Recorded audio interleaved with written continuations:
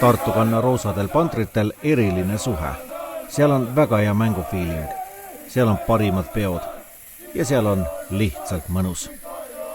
Kuna pantrid on igal suvel teinud rattareisi, siis seekord otsustasimegi minna Tartusse. Kuna Tallinnast Tartusse on natukene palju sõita ja Tartust Tartusse vaimuvaene, siis meie otsustasime sõita Tartusse Sillamäelt.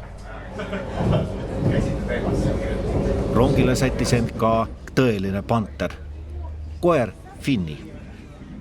Meie suur tänu kuulub Eldroni konduktoritele, kes olid äärmiselt abivalmid. Ääre pealt oleks läinud nii, et me õiges peatuses poleks maha saanudki. Aga Eldroni konduktorid hoiatasid meid varakult. See on hea, et te ütlesite, et muidu oleks väga naljakas. Osad oleks Narvast vända. See ei ole õige peatus, miks sa maha lähed? Mulle aitab ennast.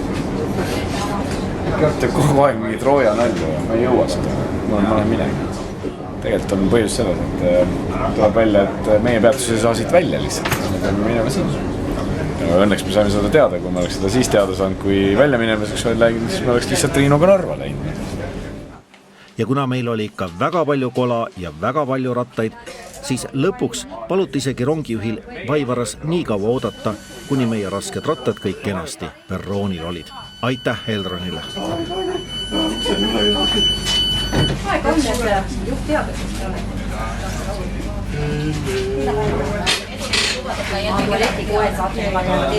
Kõik välja. Vaivaras jaotasime proviandid ja põrutasime teile. Algus oli suhteliselt sündmusetu, kui välja arvata vastikult kõva tuul, mis täpselt vastu puhus. Kuid pärast kummalist ja pool maha jäetud viivikonna asumit hakkas huvitavaks kiskuma. Oleme jõudnud nüüd Vaivarast umbes 9 kilomeetri kaugusele ja puhkepaus on veidi sunnitud, sellepärast et üks tee, mida me arvasime, et on, seda enam ei olnud ja nüüd oleme eksinud. Asfalt sai otsa. Estonia kaevanduse raudteejaamaga lõppes ka tee. Veidike skautimist ja vaevalise raudtee ületamise järel leidsime lõpuks end rajalt. Ja milliselt rajalt? Aga lähes!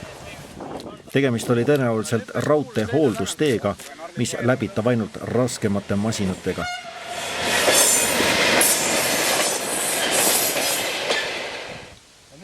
Selle raskel teel tegime ka esimesed puhkepausid. See on muidu hea vein, siis ma avastasin, et on väiksed.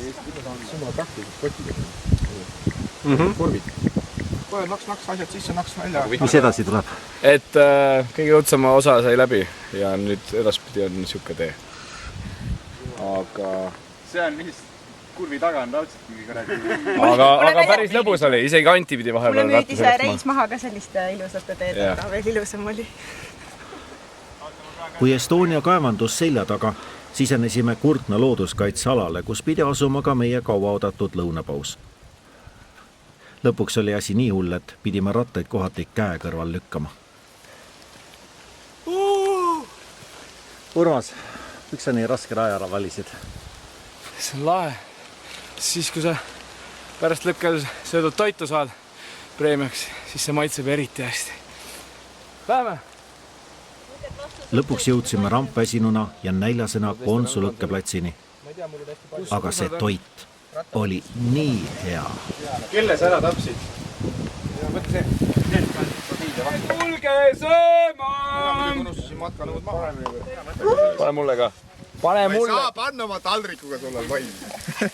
See on vähän väikene probleem on selle. Väike probleem on selle. Küll ei ole probleemi, ma ei tea, millest ma ei. Oma taldrikuga saab muidugi. Riismanil on vaja õmmelda, aga kuna mehed ei oska niiti nõela taha panna, siis peab katja päästma. Kõhud täis ja läksime teele. Järgmine peatus oli meil Kuremäe, kus legendi kohaselt pidi pood olema. Seega andsime pedaalidele valu. Tarvis ja õhtuseks olemiseks veidi, ütleme, et õli hankida. Ja kui juba Kuremäel olime, siis pidime ju ka kohalikku pühavett võtma. Pühavesi on muuseas äärmiselt maitsev. Läksime teele. algus läks luistakalt, mööda asfaldit ja mäest alla. Ja siis pöörasime suurelt teelt maha. Ja palun panema tuli põlema, ära pilgutada. Hambad ristis läbi higi ja pisarata rassisime end Peipsile lähemale, kuni pika sirge lõpus paistis valgus.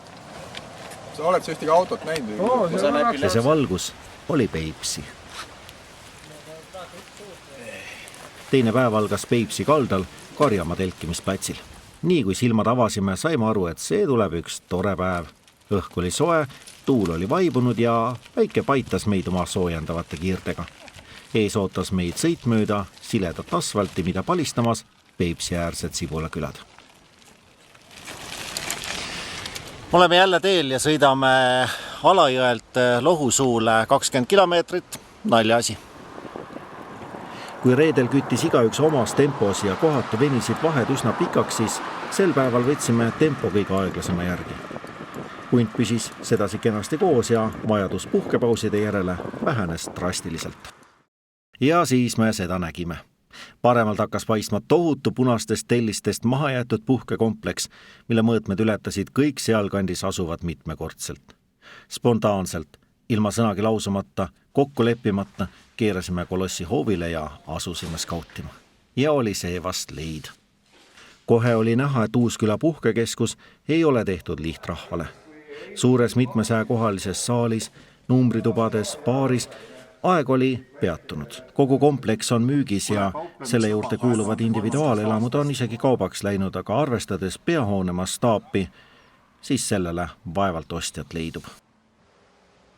Avastamised avastatud, kütsime vaikselt lõuna poole edasi. Tee kulges sujuvalt, koorem püsis harjumuspäratult hästi ratta küljes. No täna metsas sõitmist ei ole. On maantee, mis pika peale muutub töötuks, aga vähemalt ei pea kartma teravaid kivisid, puujuuri ja kõike muid asju. Mustveini on 20 kilomeetrit. Kõigil on selline kerge tüdimus, väsimus, aga me teame, et ees ootab lõunasöök. Järjest minema, Eesti Vene. Ja niimoodi märkamatult me saabusimegi oma ööbimiskohta Sääritsas. Tee oli olnud hell meie vastu ja pakkunud palju silmailu ning kena jume olime nahale saanud. Nüüd aga algas kasimata metsavendade ja õdede jaoks tõeline paradiis. Kuumaks köeti saun ja grill, mustveest ostetud lihad pandi särisema ning pidu ja pillerkaar võis alata. Kuna 20 kilomeetrit on Finni jaoks liiga vähe, siis tema sai ka lõpuks korralikult palli mängida. Tee, mis sa teed, Finni võtab ikka palli ära lõpuks. Suuremate olendite jaoks leiutasime ka lausa uue spordiala. Strobopinks.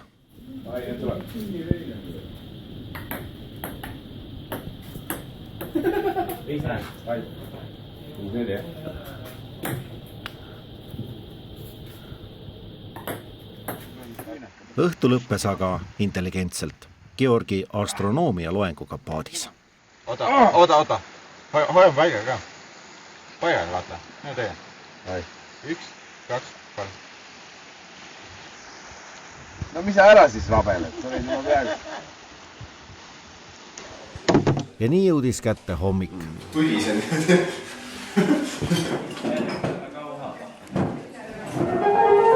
Sõrmed ei tööta lihtsalt. Ja ega igal reisil ei saa hommikusööki elava muusikaga.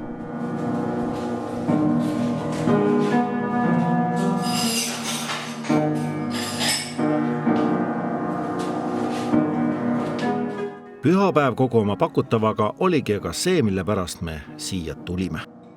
Otsustasime mõneks ajaks aartesse edasi jääda. Optimistlikumad otsustasid vaatamata pererahva keelitusele paadi võtta ja kalale minna. Kalapüüdmisega aga läks meil nii nagu ikka. Nii väike kokkuvõte nüüd meie kalaretkest. Eesmärk oli õhtusöögiks saada tuulehaug. Soovitavad mitu. Ja angerjaid ja muid asju ka.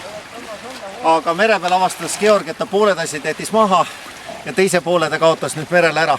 Ja mul hakkas paha. Siin on nüüd kogus konkreetselt kohalikku jooki. Oota, vaatame, mis see on siis. Nii, mitu kraadis on neid? 38. 2 korda destilleeritud. Otsustasime oma lõunapausi samuti aardel pidada ja asusime pärast seda vaikselt teele. Jätsime selleks korraks Peipsiga hüvasti ja suundusime sisemaale. Teed olid nagu ratkamatka õpikust võetud. Siledad, autotud kruusateed, mis looklesid metsade ja külade vahel. Tundsime tõelist Eestimaa hõngu.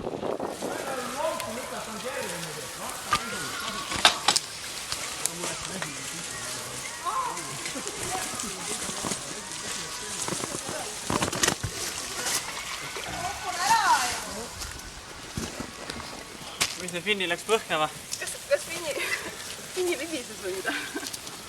Mis Finniga oli? Enda kuks lompi.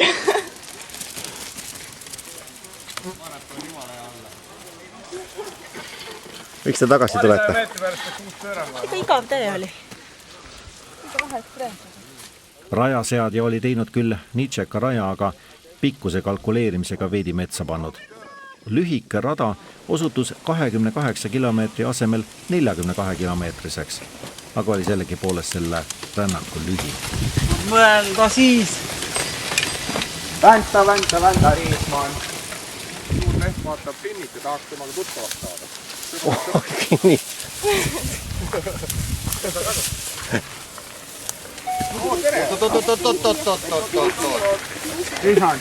Need on natuke liiga suured koerad. Need tulevad kaitsma kohe, noh. Ikka siia jäide. Ei lähe. Finni! Ei, koht! Istu! Kas sa korra sellega saad teha või? Kuidas sa hirmutad lehmad? Oota, vaata selle Instagrami shotiga. Türa, mu rinnad on käe küljes kinni, ma ei saa.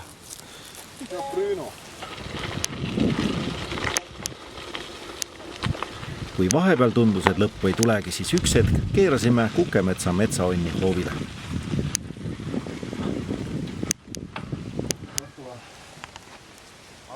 Seni olid kõik telkimisplatsid olnud tiined Bemmivendadest, aga seekord tabas meid tõeline iseolemise paradiis. Lähima 10 kilomeetri raadiuses polnud ühtegi hingelist ja olime seal metsas täiesti oma pead. Lapsed, Georg, Anti, Rallikas, tulge sööma. Kõik peale Anti ja minu on lapsed. Tegime oma selle reisi viimase lõkkõhtusöögi, laulsime laule, viskasime nalja ja vaatasime, kuidas õhtus sai öö. Midagi. Mees ütleb, et aga eile ei olnud ka mitte midagi ju. No ütleb, no jah, ma tegingi kohe 8 päevaks. Rääkis seda eile? Ma rääkisin. Rääkiski seda eile. Virgusime hommikul 3. päeval oma metsaparadiisis. Kes telgist, kes onnist, kes lakast ja asusime oma viimaseid toiduportsjone hävitama. Toit kõhus, kodinad rataste külge monteeritud, asusime vändates oma viimast 30 mõõtma.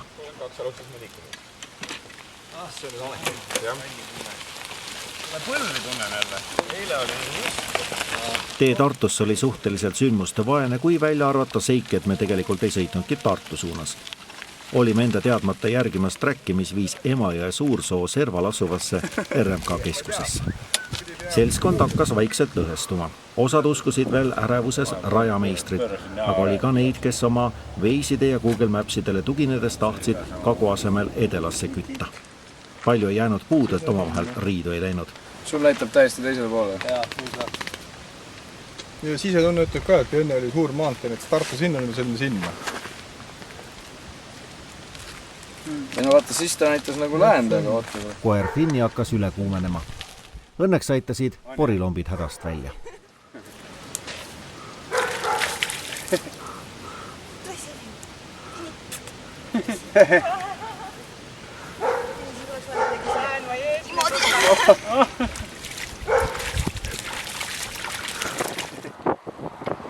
Suund õige, hakkasime Tartu poole hirmsooga lähenema. Ühes sellega ka meeletus saavutus joovastus. Peab tunnistama, et kui mõnda liiklusmärki saab ilusaks pidada, siis kõige ilusam on Tartu linnapiirimärk.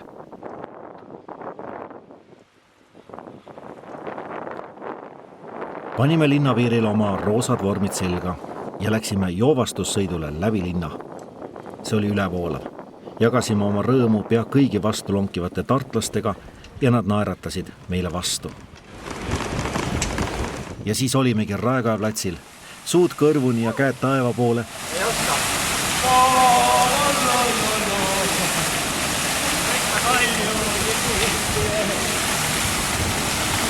Rattaseiklus oli selleks korraks läbi, aga mitte Tartu tripp.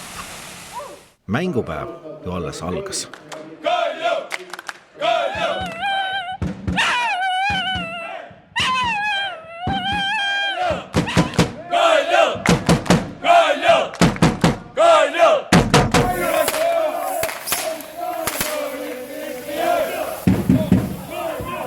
Ja pärast mängu läksime muidugi traditsiooniliselt Tartu linna peale möllama. Aga nendest me kaadreid ei näita, aga võite ette kujutada, mis toimus nende peojärgsete piltide abil.